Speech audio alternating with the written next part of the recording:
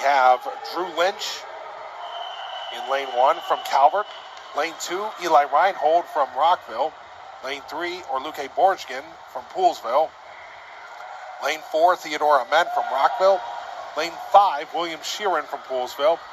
Lane 6, David Gardner from Easton. Lane 7, Andrew Klein from Damascus. And in lane number 8,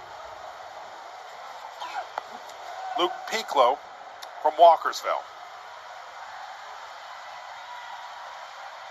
Just an even stroke there in the water.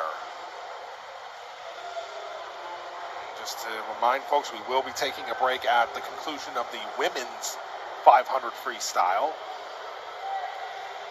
And after that break is concluded, we'll finish out the meet with the 200 free relay, the 100 breaststroke, 100 backstroke, and the 400 freestyle relay.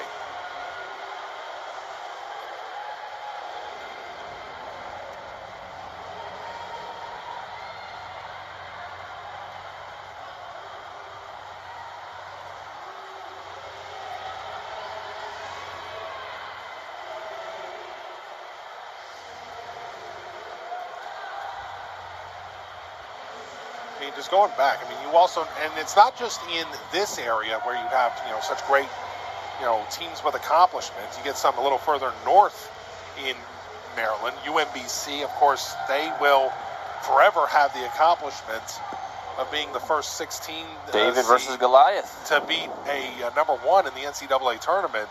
UVA, baby. And I think that what surprised everyone about that was not just the fact that they won, but that they won convincingly. By 20.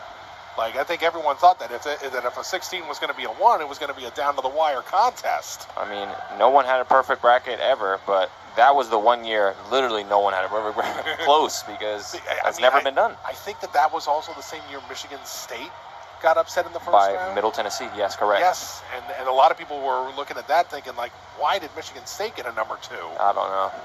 And, well, I mean, a lot of people initially thought, well, that's just as good as a 16 beating a 1. Exactly. And then a 16 went and beat a 1. Yeah. but yeah, that's coming up. You have UMBC there. You go down to Virginia, of course, George Mason. Everyone's going to remember 2006. Of course. And then, of course, you got VCU from 2011, and they've been a consistent contender in the Atlantic 10 for the better part of the last decade. Yeah. And then, of course, Richmond, rock solid. You have Old Dominion has kind of fallen off a little bit in recent years. Radford made the tournament a couple years ago. Radford, absolutely. I mean, there's no shortage of just really good programs, really quality programs that are in this immediate area. Norfolk State beat Duke. Yes, they beat Duke. Norfolk State back at 2015, I think. Yeah. Can't believe that. I mean, the Spartans. Go figure, right? Yeah. I can't wait. And of course, and if you want to talk about 15s over 2s, Hampton over Iowa State in that same 2001 tournament. Huge. So there's no shortage.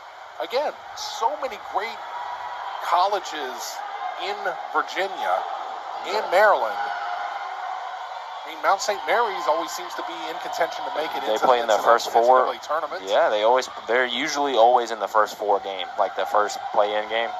Right. I really wish that they wouldn't let conference champions participate in that. That should just be for the at-large. Exactly, I think so too. I understand why. I just think that that's where if you win a conference tournament, you should be able to play an actual game. Yeah, exactly. Without a doubt. I feel like that's the one thing.